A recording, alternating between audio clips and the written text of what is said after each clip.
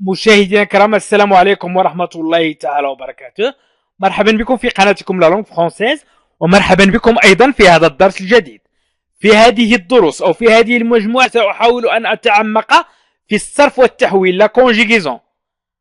لا كونجيغيزون، تصريف الأفعال أو الصرف والتحويل، وهو الدرس الأول.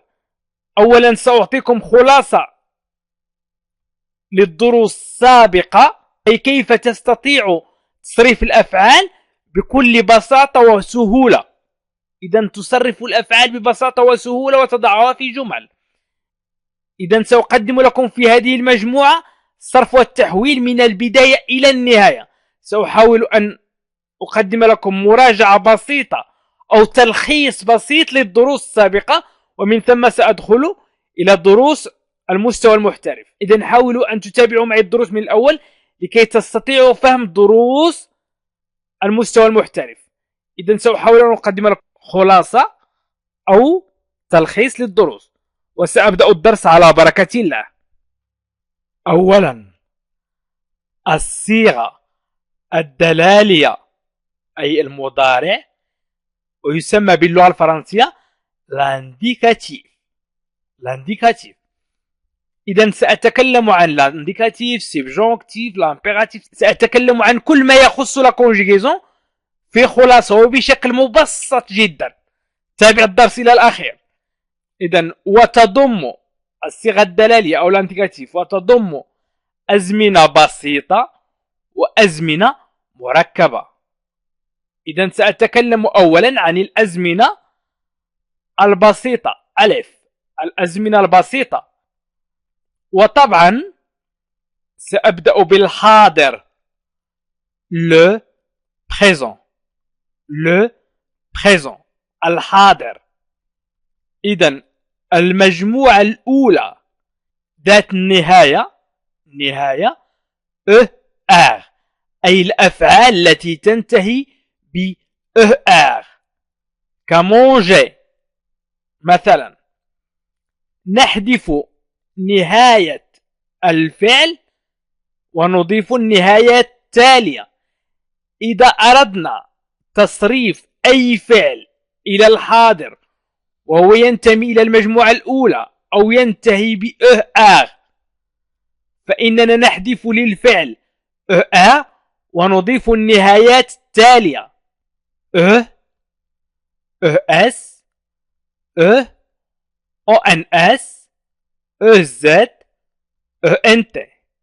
هناك من سيقول الآن أننا درسنا فيما سبق، أنه تعلم فيما سبق في برنامج تعلم اللغة الفرنسية للمبتدئين وبرنامج تعلم اللغة الفرنسية للمستوى المتوسط هذه الدروس.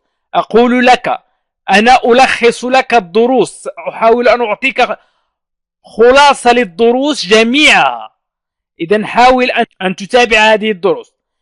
إذا نحذف ER ونضيف ES و E. إذا في je و tu و il نضيف E و ES و E، وفي nous نضيف ONS و EZ و ENT. حاولوا أن تركزوا معي. في الدروس القادمة سأقدم لكم أمثلة بسيطة جدا. المجموعة الثانية ذات النهاية ER، أي الأفعال التي تنتمي إلى المجموعة الثانية، دوزيام جروب، وتنتهي ب ER. نحذف نهاية الفعل ونضيف ES،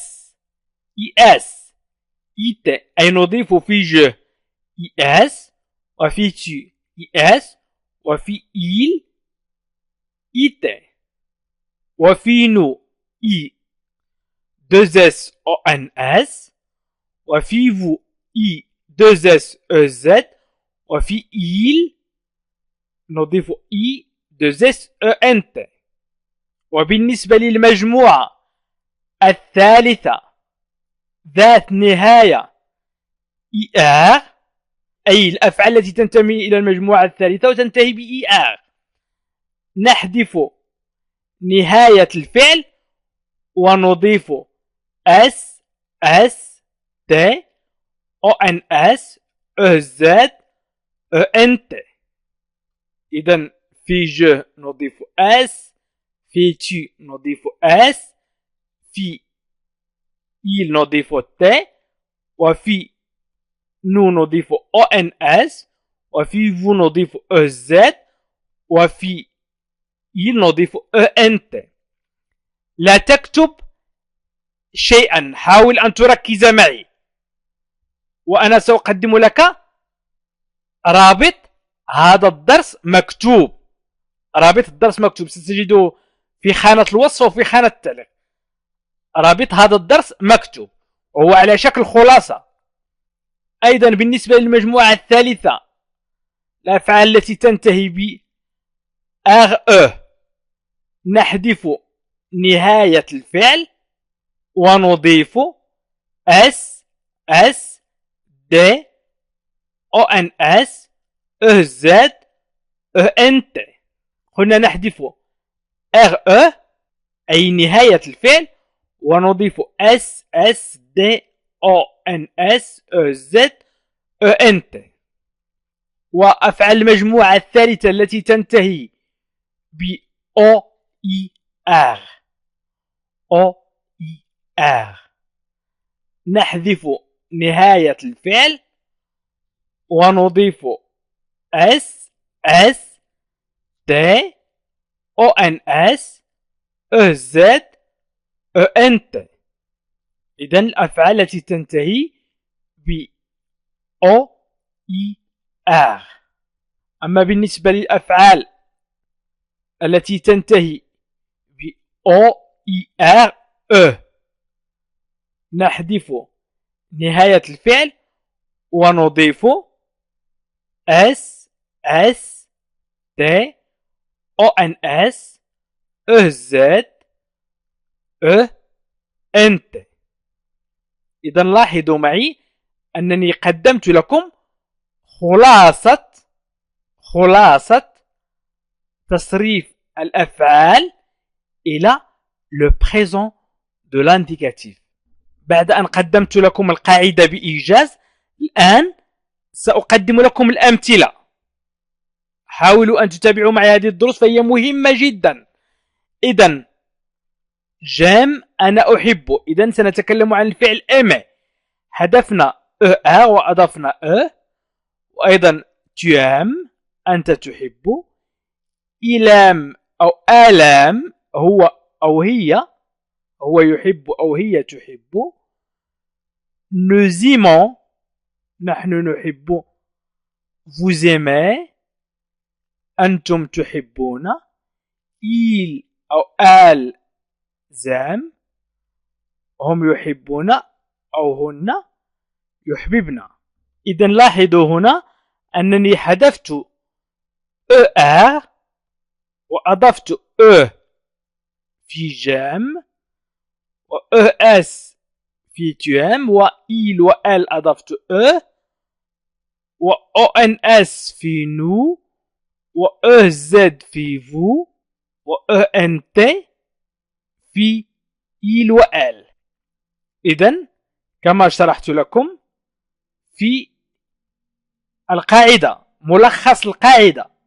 وهناك استثناءات، مثلا الفعل aller لا ينتمي إلى المجموعة الأولى، فقط الفعل aller هو الفعل الذي ينتهي ب ER ولا ينتمي إلى المجموعة الأولى. نقول مثلا elle aime sa mère، هي تحب أمها. elle aime sa mère، elle aime sa mère.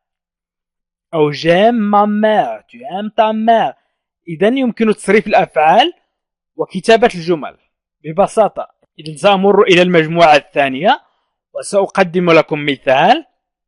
finir ينهي، je finis، أنهي tu finis تنهي، il finit ينهي، nous finissons ننهي، vous finissez تنهون، ils finissent ينهون. إذا لاحظوا أننا نحذف ER ونضيف ES S I T I 2 S O N S I 2 S E Z I 2 S E N T. إذا I S حذفنا I R وأضفنا I S I T I 2 S O N S I 2 S E Z I 2 S E N T. نقول مثلا je finis mes leçons. Je finis mes leçons. أنهي دروسي. Tu finis tes leçons. تنهي دروسك. Il finit ses leçons. ينهي دروسه. إذا يمكننا تصريف الفعل داخل جملة أو تركيب الجمل أو التكلم باستعمال لا conjugaison. إذا الآن سأمر إلى المجموعة الثالثة، ولكي لا تختلط عليكم الأمور سأقدم فقط المجموعة التي تنتهي ب RE، وعند مراجعتنا لجميع الدروس أو عند تقدمنا في الدروس سأشرح بالضبط الاستثناءات. إذا prendre يأخذ je prends أخذت tu prends أخذت il prend أخذ nous prenons أخذنا vous prenez أخذتم ils prennent أخذوا. لاحظوا أننا حذفنا RE وأضفنا S S D O N S E Z E N T. إذا أضفنا S S D أو بالأحرى لم نضيف أي شيء O N S E Z N E N T أو E N T. هذه قاعدة عامة، ولكن هناك بعض الاستثناءات. في المجموعة الثالثة توجد فيها استثناءات عديدة. أنتم حاولوا أن تقدموا تصريف لفعل في المجموعة الأولى وفعل في المجموعة الثانية وفعل في المجموعة الثالثة. حاولوا أن تقوموا بتصريفه ووضعه في التعليق. وأيضا يمكنكم مشاهدة جميع دروس برنامج تعلم اللغة الفرنسية للمستوى المبتدئ وبرنامج تعلم اللغة الفرنسية للمستوى المتوسط وبرنامج تعلم اللغة الفرنسية للمستوى المحترف بالضغط على لا لونغ فرانسيز والضغط على بلاي ليست أو قوائم التشغيل والنزول إلى الأسفل وتسجيل جميع البرامج. وهذه فقط بداية لندخل في دروس أعمق وأقوى.